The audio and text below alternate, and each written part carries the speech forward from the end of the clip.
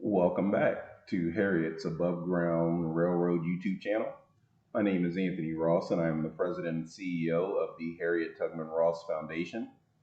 The purpose of this channel is to take the listener and viewer on a journey through the true history of slavery from the beginning to present. Also, to increase the viewer's knowledge and understanding of systemic racism. I would also encourage you all to click the link down below in the description to the Harriet Tubman Ross Foundation.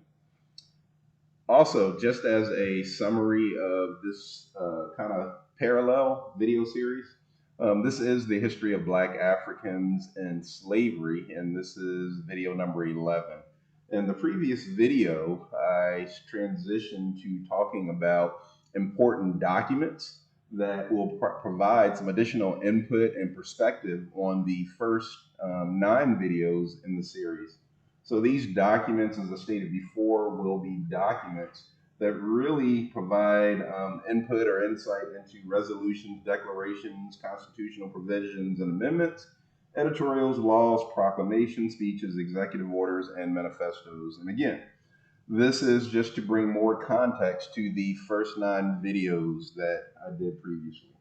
So with that, let's just jump right into the video, and I'm going to start this one off just like I do with all the other ones by asking 3 questions.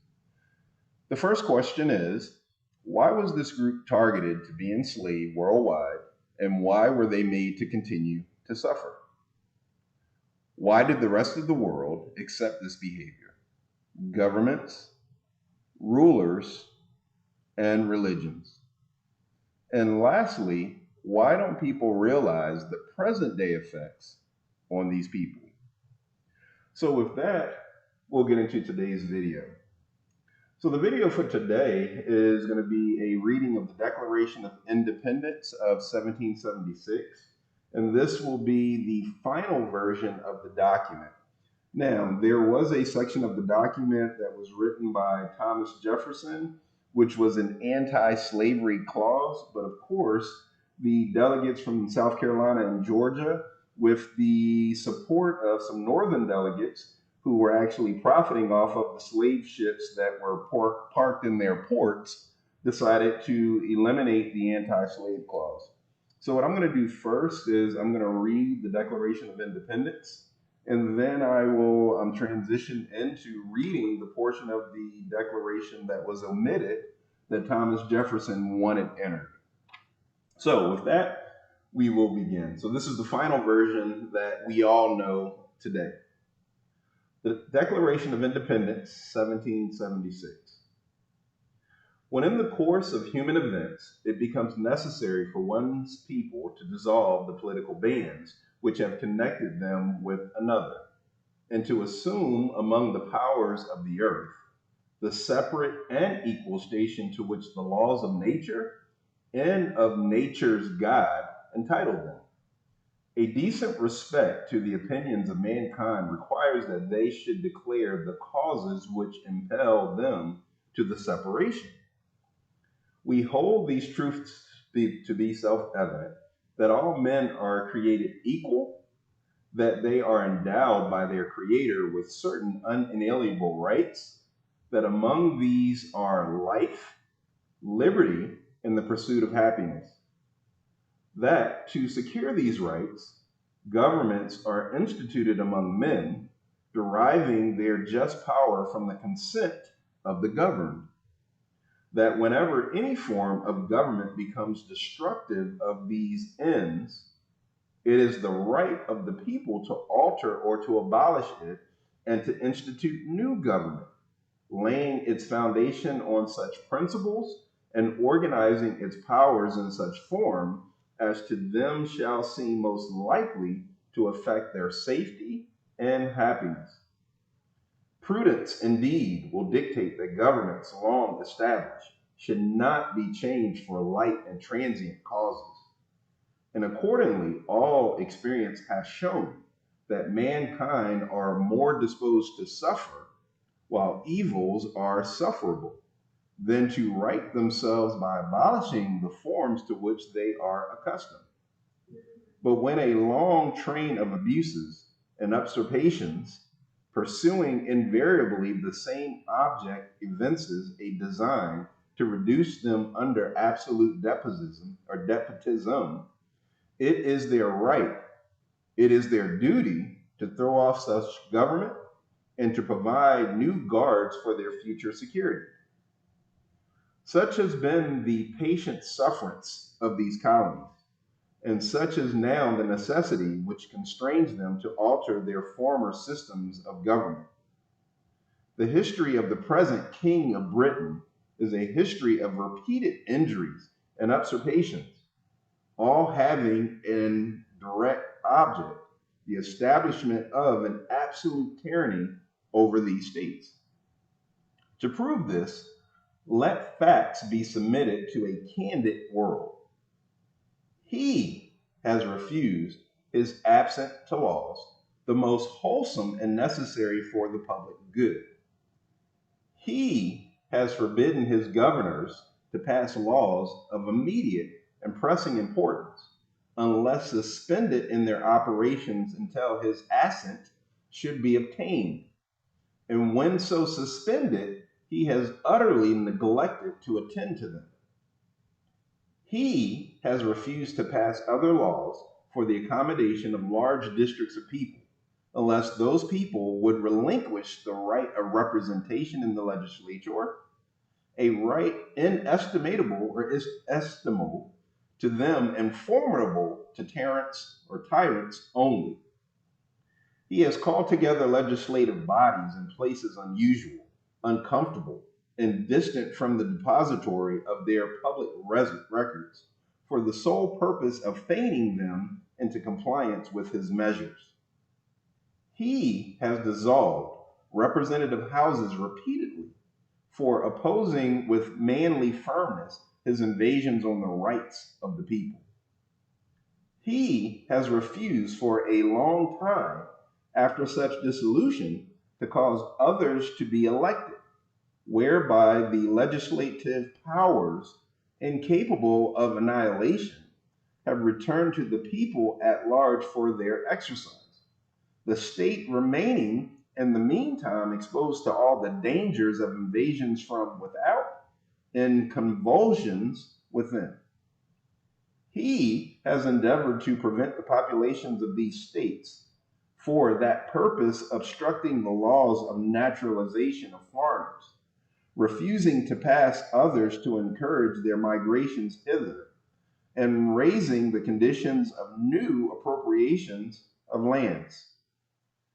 He has obstructed the administration of justice by refusing his assent to laws for establishing judiciary powers. He has made judges dependent on his will alone for the tenure of their offices and the amount and payment of their salaries. He has erected a multitude of new offices and sent hither swarms of officers to harass our people and eat out their substance. He has kept among us in times of peace standing armies without consent of our legislature. He has affected to render the military independent of and superior to civil powers. He has combined with others to subject us to a jurisdiction foreign to our Constitution and acknowledged by our laws, giving his assent to their acts of pretended legislation, for quartering large bodies of armed troops among us, for protecting them by a mock trial from punishment for murders which they should commit on the inhabitants of these states, for cutting off our trade with all parts of the world, for imposing taxes on us without our consent, for depriving us in many cases of the benefits of trial by jury, for transporting us beyond seas to be tried for pretended offenses, for abolishing the free system of English law in a neighboring province, establishing therein an arbitrary government, and enlarging its boundaries so as to render it at once an example and fit instrument for introducing the same absolute rule into these colonies. For taking away our charters, abolishing our most valuable laws, and altering fundamentally the forms of our governments, for suspending our own legislature and declaring themselves vested with power to legislate for us in all cases whatsoever. He has abdicated government here by declaring us out of his protection and waging war against us. He has plundered our seas, ravaged our coast, burnt our towns, destroyed the lives of our people. He is at this time transporting large armies of foreign mercenaries to complete the work of death, desolation, and tyranny, already begun with circumstances of cruelty and perfidy scarcely paralleled in the most barbarous ages, and truly unworthy of the head of a civilized nation. He has strained our fellow citizens taken captive on the high seas to bear arms against their country, to become the executioners of their friends and brethren, or to fall themselves by their hands. He has excited domestic insurrection among us and has endeavored to bring on the inhabitants of our frontiers the merciless Indian savages, whose known rule of warfare is an indistinguished destruction of all ages, sections, and conditions. In every stage of these oppressions, we have petitioned for redress in the most humble terms. Our repeated petitions have been answered only by repeated injury. A prince whose character is thus marked by every act which may be defined a tyrant or tyrant is unfit to be the ruler of a free people. Nor have we been wanting in attention to our British brethren. We have warned them from time to time of attempts by their legislature to extend an unwarrantable jurisdiction over us. We have reminded them of the circumstances of our immigration and settlement here.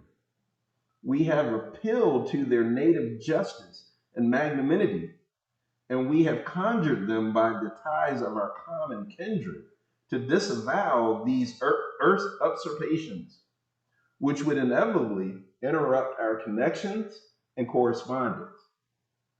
They too have been deaf to the voice of justice and the consanguinity. We must therefore acquiesce in the necessity which denounces our separation and hold them, as we hold the rest of mankind, enemies in war, in peace, friends.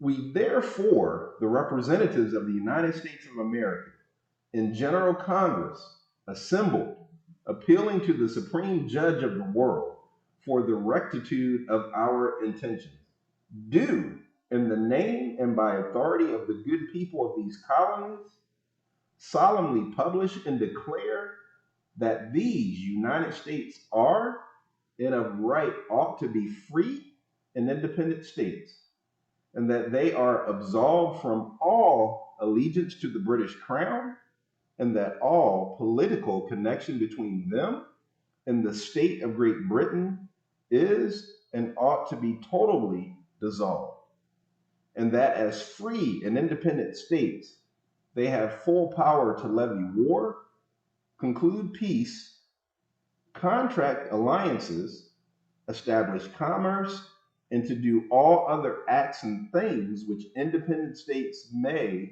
of right to do.